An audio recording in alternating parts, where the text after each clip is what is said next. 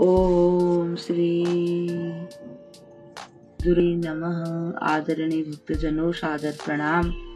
हम आज आपको श्रीमद् देवी भागवत महापुराण में से वशिष्ठ एवं विश्वामित्र के एक बार झगड़ा हो गया था, वही कथा सुनाएंगे। श्री गणेशाय नमः, श्री सरस्वत्यै नमः, श्री सद्गुरुदेवाय नमः। भक्तजनों, श्री वेद व्यास जी से राजा जन्मेजय ने पूछा, इंद्र ऐसे दुस्सह दुख के पचड़े में कैसे पड़ गए? सभी देवता उनका कहा मानते थे, फिर वह अपने स्थान से कैसे च्युत हो गए? व्यास जी बोले, राजन, समय बड़ा बलवान है। समय के अनुसार मनुष्य की बुद्धि भ्रमित हो जाती है, इसीलिए हर किसी का पतन हो जाता है। इसी संबंध से मैं तुम्हें एक और कथा सुनाता हूँ। व्यास जी बोले, राजन, मैं इसका कारण बताता हूँ। वशिष्ठ जी ब्रह्मा के पुत्र थे। उन्होंने वेद और विद्या का ठीक प्रकार से अध्ययन किया था तथा वे गंगा के तट पर रहते थे। एक बार द्वेष के कारण उनका विश्वामित्र से वैमनस्य हो गया था, यानी कि एक दूसरे के दुश्मन जैसे हो गए थे। दोनों में भयंकर लड़ाई होने लगी थी। यह देखकर ब्रह्मा जी वहां आए। ब्रह्मा जी ने दोनों को बहुत प्रकार से समझाया और उनको युद्ध न करने की सलाह दी। ब्रह्मा जी के उपदेश के प्रभाव से दोनों मुनियों में फिर से प्रेम भाव उत्पन्न हो गया। महाराज जन्मेजय ने पूछा, वशिष्ठ जी जब ब्रह्मा जी के पुत्र माने जाते हैं, तब उनका नाम मैत्रावरण कैसे पड़ गया? व्यास जी ने बताया, वशिष्ठ जी ब्रह्मा के पुत्र होते हुए भी निमि के श्राप के कारण उनका पुनर्जन्म हो गया था। वे दोबारा जन्म लेने के लिए एक बार विवश हो गए थे। मित्र और वरुण के यहाँ उनका जन्म हुआ था।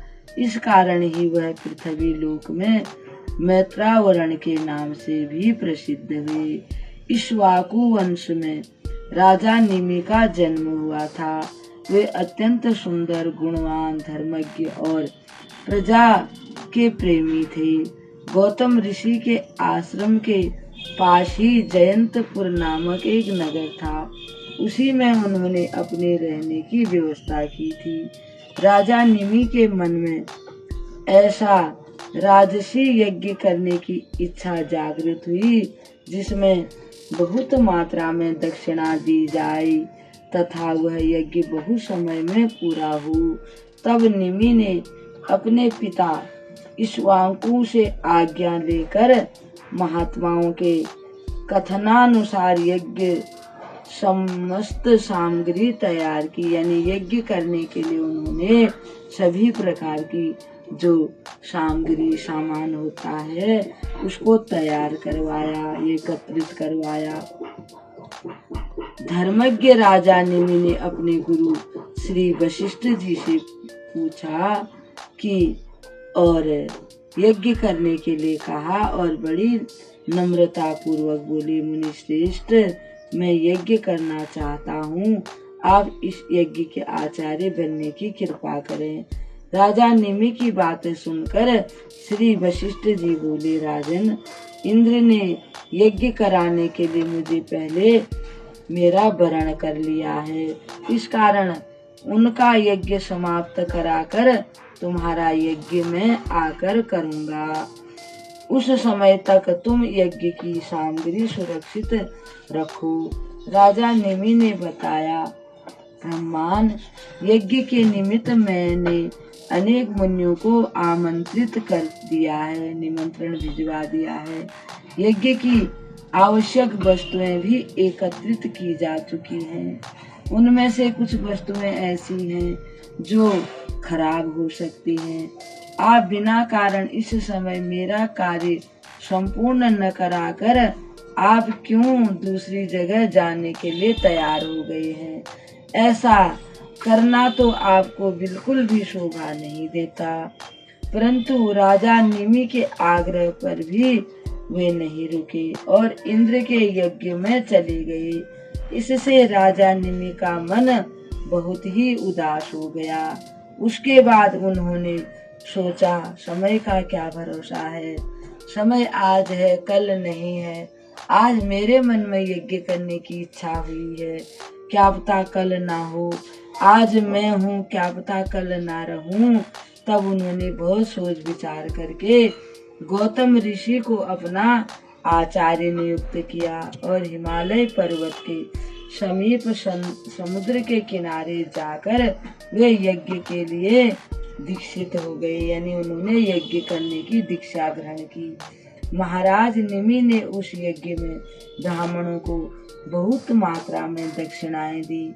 उन्होंने बहुत सा धन और गौवें देकर जो यज्ञ करने वाले ऋत्विज थे यानी ब्राह्मण थे, उनको बहुत सारा दान दिया। इंद्र का यज्ञ संपन्न हो जाने पर वशिष्ठ जी राजा निमि का यज्ञ देखने के लिए वहां पहुंच गए। क्रोध के वशीभूत होकर वशिष्ठ जी राजा निमि से बोले, तुमने मुझे कैसे छोड़ दिया? मुझ जैसे गुरु को त्याग कर दूसरे को गुरु बना लिया। हे राजन, इस प्रकार तुमने मेरा अपमान करके यज्ञ में दीक्षित हो गए हो, यानी यज्ञ की दीक्षा ले ली है। मूर्ख, मेरे मना करने पर भी तुम न रुक सके, अतः मैं तुम्हें श्राप देता हूँ कि आज से तुम विदेय हो जाओगे। तुम्हारा यह शरीर नष्ट हो जाए, तुम विदेय हो जाओ। राजा निमि के अंतःकरण में कोई दुर्भावना नहीं थी। वे बड़े ही सोच समझ के धर्म पूर्वक बातें करने लगे।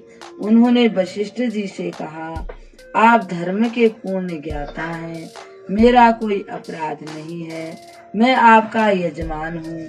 मेरे बार बार विनती करने पर भी आपने मुझे ठुकरा दिया और लोभ में पड़कर आप वहाँ चले गए। विद्वान पुरुषों का धर्म है कि क्रोध को हमेशा के लिए छोड़ दें। क्रोध चांडाल से भी बढ़कर निंदनीय है। इस क्रोध का ही परिणाम है कि आपने बिना किसी कारण के मुझे श्राप दे डाला।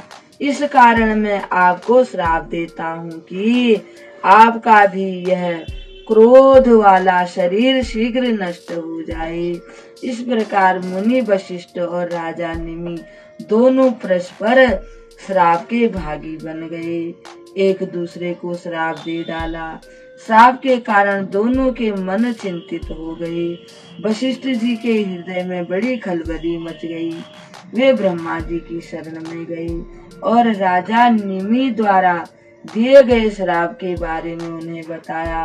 वशिष्ठ जी की बात सुनकर ब्रह्मा जी ने अपने मानस पुत्र वशिष्ठ जी से कहा, तुम मित्रावरण के तेज में प्रविष्ट होकर शांत पड़े रहो। उचित समय पर उन्हीं के द्वारा तुम्हारा कल्याण होगा। उचित समय आने पर तुम्हें फिर से जन्म मिलेगा। वशिष्ठ जी ने उनके चरणों में अपना मस्तक झुकाया और उनकी प्रदक्षिणा करके वे वरुण के आश्रम में चले गए। हमेशा एक साथ रहने वाले मित्र और वरुण दोनों ऋषि वहां पर विराजमान थे। वशिष्ठ जी उनके शरीर में सूक्ष्म रूप से प्रवेश कर गए। राजन, एक समय की बात है, उर्वशी नामक अप्सरा अपनी सहेलियों के साथ अपनी इच्छा पूर्वक मित्रावरुण के आश्रम पर गई। उर्वशी को देखकर मित्रावरुण का मन चलायमान हो गया। संयोगवश वहां पर एक खुले मुख का कलश पड़ा हुआ था। उर्वशी से बातचीत करते करते मित्रावरुण का वीर्य स्वखलित होकर उस कलश में गिर गया। राजन, उसी वीर्य से अत्यंत सुंदर 2 मुनि कुमार प्रकट हुए। प्रथम बालक का नाम अगस्त्य पड़ा और दूसरे का नाम वशिष्ठ। मित्रा वरुण के वीर्य से उत्पन्न ये दोनों बालक महान तपस्वी और ऋषियों में प्रधान हुए। अगस्त्य में तपस्या की बड़ी इच्छा थी और अटूट श्रद्धा थी, इस कारण वह बचपन से ही वन में चले गए। दूसरे बालक वशिष्ठ जी को इक्ष्वाकु ने पुरोहित के रूप में वरण कर लिया। व्यास जी कहते हैं, राजन, जैसे वशिष्ठ जी को पुनः शरीर प्राप्त हो गया, उसी प्रकार श्राप से ग्रसित अब राजा निमि सुनो। पुनः शरीर उन्होंने धारण नहीं किया। जिस मुनि ने श्राप दिया उस समय राजा दीक्षित थे, यानी कि उनको यज्ञ की दीक्षा मिली हुई थी। ब्राह्मणों ने मंत्रों के द्वारा महाराज निमि के शरीर को सुरक्षित रखा, यानी उनको मरने नहीं दिया, उनके शरीर को सुरक्षित रखा और मंत्रों की शक्ति से निर्विकार आत्मा शरीर में प्रतिष्ठित रही। मुनियों ने ठीक प्रकार से परामर्श करके निमि के नष्ट होते स्थूल शरीर को इस आशा से बनाए रखा कि शायद कोई राजकुमार उत्पन्न हो जाए। इस विचार से उस शरीर के अंदर काष्ठ डालकर मंत्र पढ़ते हुए उसे मथने लगे। इसके साथ साथ मंत्र पूर्वक हवन भी करते रहे। अरणि मंथन करने पर एक सर्व लक्षण संपन्न बालक की उत्पत्ति उस शरीर से हुई। यह बालक अरणि मंथन के कारण उत्पन्न होने से जनक नाम से इस संसार में प्रसिद्ध हुआ। इस प्रकार राजा निमि से राजा जनक की उत्पत्ति बताई गई है। राजा जनक ने गंगा के तट पर एक नगर बसाया जो बड़ा ही सुंदर है। मिथिला नाम से वह नगर आज भी संसार में प्रसिद्ध है। इस वंश में जो राजा उत्पन्न होते हैं उन सभी को जनक की उपाधि मिलती है। उन परम ज्ञानी राजाओं को विदेह भी कहते हैं। राजन, निमि की यही उत्तम कथा है जो मैंने आपको बताई है। इन्हें श्राप के कारण ही विदेह हो जाना पड़ा था। पूर्व काल की बात है कि शुक्राचार्य जी ने महाराज ययाति को श्राप दे दिया था कि तुम पर अभी से बुढ़ापा आ जाए। राजा ययाति ने कुछ भी प्रतिकार न करके उस श्राप को स्वीकार कर लिया। ठीक ही कहा गया है कि कुछ राजा हो, कोई भी हो, शांत स्वभाव वाले होते हैं और कुछ कठोर हृदय के होते हैं। राजन, सभी का स्वभाव एक जैसा नहीं होता, अतः किसी को दोषी नहीं ठहराया जा सकता। प्राचीन समय की बात है कि बहुत से भृगु वंशी ब्राह्मण है कुल के क्षत्रियों ने कुछ भी नहीं सोचा और धन के लोभ में संपूर्ण ब्राह्मणों का सर्वनाश कर डाला। ब्रह्म हत्या करने से महान पाप और कोई नहीं है। उन्होंने इस बात पर भी कोई ध्यान नहीं दिया। अब हम भक्तजनों इस कथा को यहीं विराम देते हैं। कल एक और कथा के साथ आपके सामने उपस्थित होंगे। तब तक के लिए हम आपको प्रणाम करते हैं। ओम श्री परमात्मने नमः।